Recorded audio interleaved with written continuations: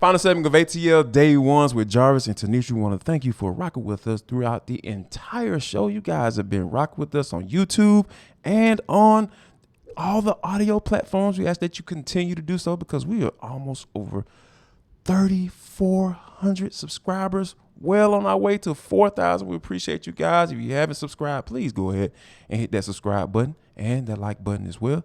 We appreciate that instantaneous feedback. Yeah, you like that word, don't you? But and wherever you download your podcast, make sure you give us a 5-star review. We'll really appreciate that as well. But this is For the Culture. It is the intersection between sports, the culture, and entertainment. You know, sometimes whatever we want to talk about. That's because that's how we get down on this particular show. Now, today is no different because we all know about Sylvester Croom. Well, you may not know about Sylvester Croom. I'm not going to make that assumption. You know, he was the black head coach who was hired for Mississippi State in the SEC, and now we sit here. I think we're going into the third year where there is no black head coach in the SEC, and they are the only Power 5 conference that doesn't have any black head coaches in it. And I think that one of the things that, it was an interesting article, the article is in ESPN that it talked about, like, it was just interesting, like the situation that, Sylvester Croom took over, right? They had won 8 games in the previous 3 years when Sylvester Croom took over, and he ended up going 8-5 and had a good season. And that season afterward, he had a bad season and he was out and never got a chance to get a head coaching job again. Why is that the case? Yeah, and that to me, it kind of speaks to something that is a little bit more, how do I say, something that's a bigger issue than just the SEC, but we'll talk about it in terms of the SEC. Somebody Right, said something to me this morning that I thought was very interesting, Jarvis, and I think it kind of speaks to what's happening in the SEC, right? right. So we were Mm-hmm. talking. There was a documentary or just like a feature story on Marcus Freeman, and Oh, talking about yes. the fact that he's just taken over at Notre Dame and what a great opportunity. And I thought to myself, yeah, it'll be great, except if he doesn't win in that first year or two. How much of an opportunity will he really get? And Right, that's where the challenge is either one of two things. Either oftentimes that African American coach is put in situations where he's not set up to succeed, right? He's going into a situation where it's a losing program that can't recruit, maybe similar to a Vanderbilt and a James Franklin, right? right. Like, Yeah. how are you ever going to do anything at Vanderbilt in the Right. SEC?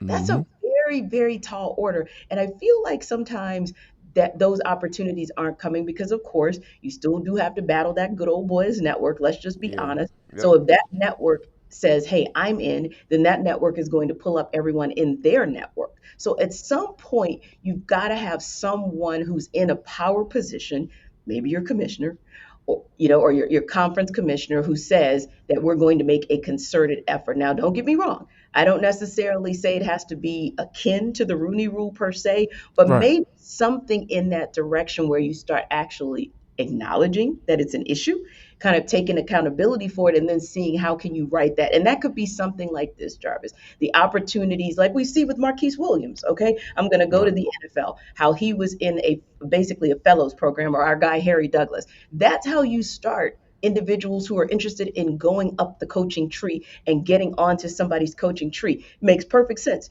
Harry played under Arthur Smith. Why wouldn't he come and start his coaching career if that's where he intends to go? Why wouldn't he come and start that here? He also played for the Falcons. Perfect place for him to start. I am sure there are some former SEC standouts who are very interested in getting coaching opportunities that would be willing to start off as the running backs coach or the special teams coach, and then moving up until they're the coordinator, and then they become the assistant coach, and then are groomed for head coach. But somebody somewhere within the SEC has got to acknowledge that it's a challenge because you're Right. the only one out of the Power Five that doesn't have an African American head coach. Haven't had one in 3 years, and we could probably count on one hand without all fingers how many there were between Sylvester Croom and that African Yeah. American coach.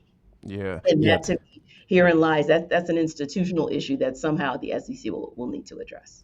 Yeah, and it's good that the coach who has dominated is in the SEC for the past what however long Nick Saban touched down in Alabama, and when you think about what he's been able to do and bringing his assistants and kind of like he's like the rehab facility for former head coaches who get fired, right? And Mike Locksley was a guy that was able to take advantage of that, right? He got fired from New Mexico. He went up to Maryland to be the OC.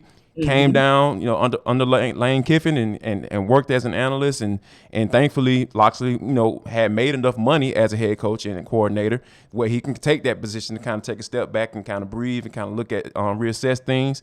Yes. He ended up going to go get the head coaching job at Maryland, and that's the thing that we really don't see as well, right? Like, Right. yeah, the guys may get an opportunity and it may be a dumpster fire and they end up getting fired and they never get a chance to get it again. That's what happened to Croom. That's what, essentially, what oh my God, the guy that got hired from Strong, who was Charlie Strong, who was at Charlie Texas. Strong, yes. So he's kind of bounced around ever since he getting fired from Texas. So those are the type of things that you want to see.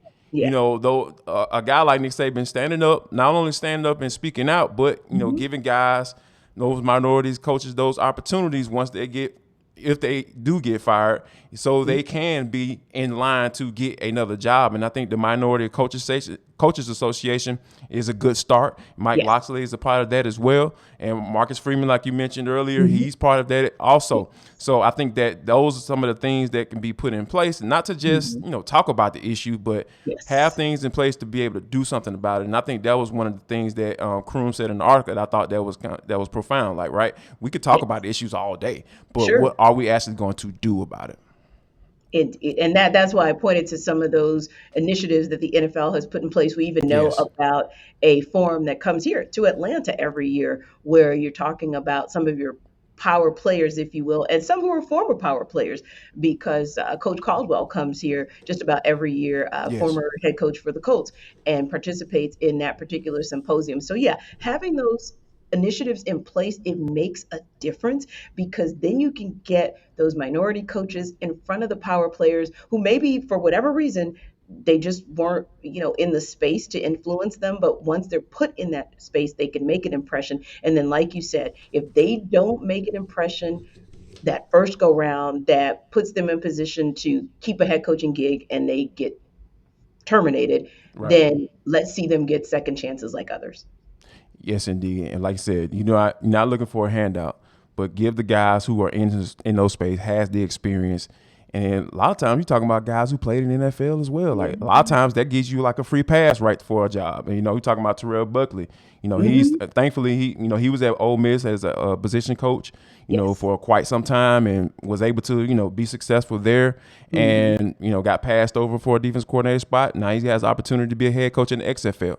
So those are the type of things that if you're not getting it where you are, if you do get that opportunity, may have to take a chance. And I think that he's absolutely taking advantage of that. But taking a chance that shouldn't be taken, is taking the alligator to a splash pad, because I know I take my babies, from time to time to a little splash pad. That's most times where you take your little kids to, if you're not really trying to get them into the pool and all that stuff, but you want to just get them out to get them wet, have a little fun. But I'm just gonna call him Sir. This Sir decided to bring an alligator to a splash pad. Now it is a comfort animal, he's dealing with cancer and everything like that, so he has a comfort pet, legally a comfort pet. So he had the alligator with him where most of the places where he goes. But you can find another place outside of a splash pad to take your alligator? Right. I'm like, the alligator's natural splash pad is a swamp. Yes. Okay? That's where you want to take the alligator. Yes. Not to take them to familiar places. Not to your natural splash pad. You don't want to make them hungry by take them around kids. That's what I was thinking too. I was like, he was probably looking at this like this is hunting season. Ooh, all of a sudden got hungry for some reason. Yes.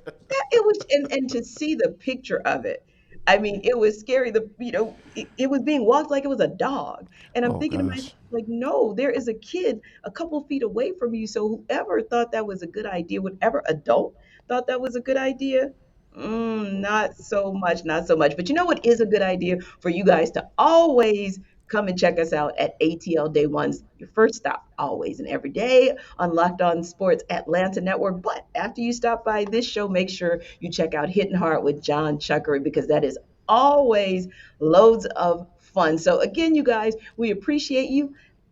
Make sure that you make good choices when it comes to where you take your interesting and different kind of pets. We'll see you guys tomorrow. Y'all come back now, you hear?